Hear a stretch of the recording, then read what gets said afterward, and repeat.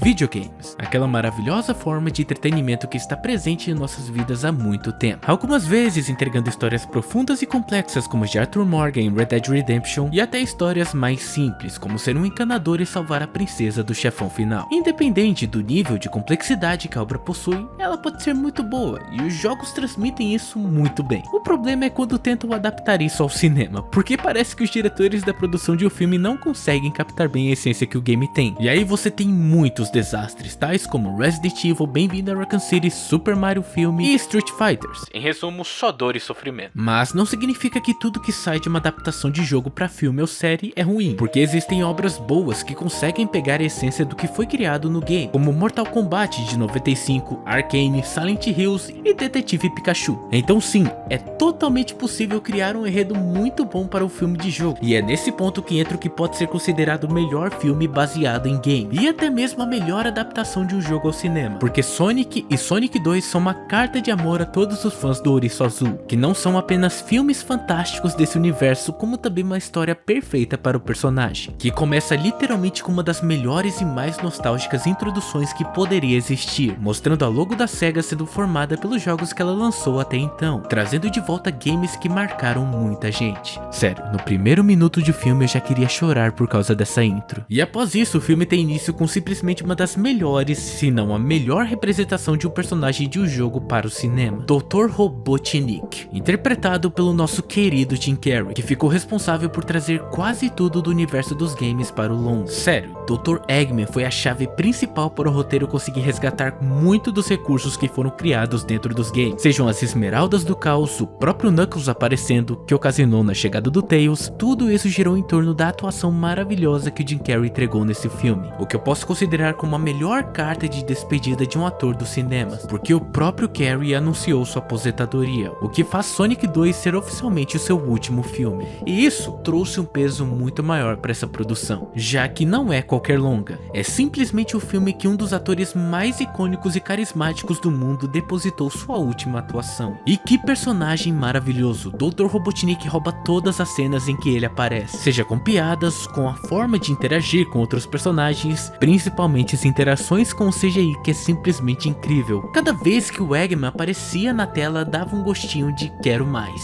porque ele não é um personagem detestável como vilões normais do cinema, ou que tem ideias de correção do mundo como Thanos na Marvel. Ele simplesmente é um bom vilão, só que ao mesmo tempo consegue ser amável e faz com que o público queira que ele apareça mais tempo na tela, ainda mais quando ele está interagindo com o Knuckles, que é outro grande trunfo do filme, com uma personalidade muito próxima ao que é apresentado nos games, um personagem de mente esquentada que não abaixa a cabeça para ninguém e se impõe quando necessário, mas que ao mesmo tempo é determinado, leal aos seus companheiros e até mesmo fofo em alguns momentos, lembrando muito o Rafael das Tartarugas Ninjas. E isso fica cada vez mais claro quando em alguns diálogos com o Robotnik, ele percebe que o doutor não liga para quem está próximo dele e que não hesitaria em deixar seus aliados para trás só para se sobressair. Knuckles tem reações de desaprovação às ações do Eggman, mas ainda assim demonstra que jamais iria traí-lo, mantendo do começo ao fim o seu pacto com ele. E fica mais explícito ainda quando Knuckles vê o Sonic tentando salvar o seu companheiro de aventura,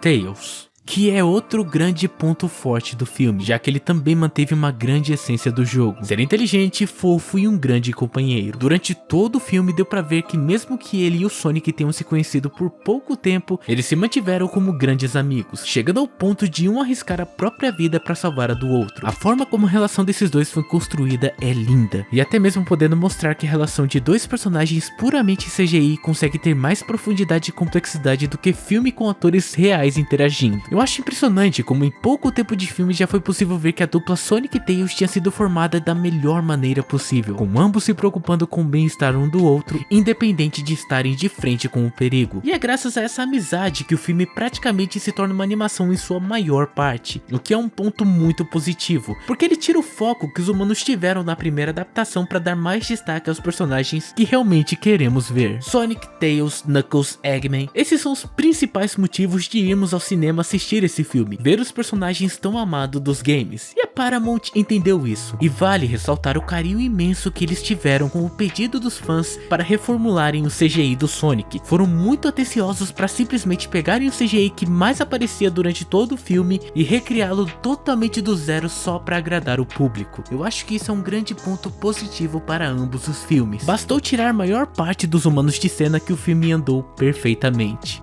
E foi aí que não deu pra ver o tempo passar. Sério, eu não me dei conta que o tempo tava passando em maior parte do filme. Os únicos momentos em que eu me peguei querendo ver as horas foi quando saía do núcleo principal e partia pra mostrar como seus personagens da vida real estavam. Esse é sem dúvidas o único pecado do filme. Mas mesmo tendo esse ponto negativo, deu pra perceber que agora o roteiro estava mais adulto. Não mostrava uma relação bizarra entre o mundo real e o da fantasia. Foi algo como o primeiro Space Jam, onde sim, tinha piadas com a ideia de um cartoon e um humano normal estarem conversando, mas na dosagem certa. Então mesmo quando o filme erra, ele acerta um pouco. E mesmo isso sendo um ponto fraco, acabou sendo importante para a construção de um Sonic mais maduro. Afinal, ele tinha recém salvado o mundo da ameaça do Robotnik no primeiro filme. E foi a partir disso que o Ouriço quis ser um herói. Mas não um herói como Batman ou Homem-Aranha, que simplesmente tem toda a responsabilidade do mundo jogada nas costas deles caso alguma vida se perca. E que fazem de tudo para proteger o próximo independente do que aconteça.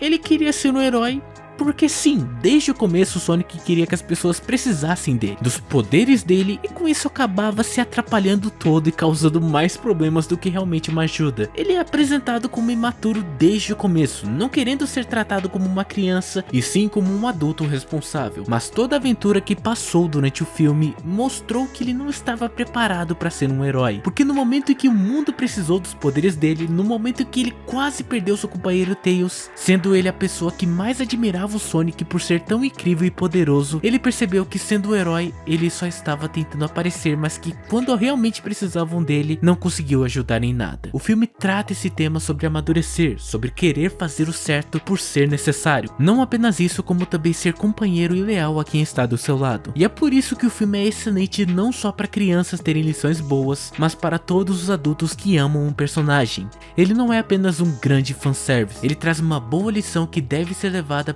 principalmente no momento em que o mundo está passando, uma lição de companheirismo e amadurecimento. Processo esse que o Sonic passou durante todo o filme. E é graças a isso que Sonic 2 pode ser considerado a melhor adaptação de um jogo para o cinema, pois tem um enredo muito bom, um CGI muito bem feito e principalmente os personagens que tanto amamos sendo desenvolvidos e feitos na dosagem certa. O que eu tiro de conclusão disso é que mesmo que existem filmes como Resident Evil Bem-vindo a Raccoon City, é possível sim criar bons longas de jogos, sabendo dosar o que está pré-estabelecido com algumas coisas novas. No mais, eu só posso dizer que pra mim, e eu tenho certeza que pra muita gente, Sonic 2 é simplesmente o melhor filme baseado em jogo.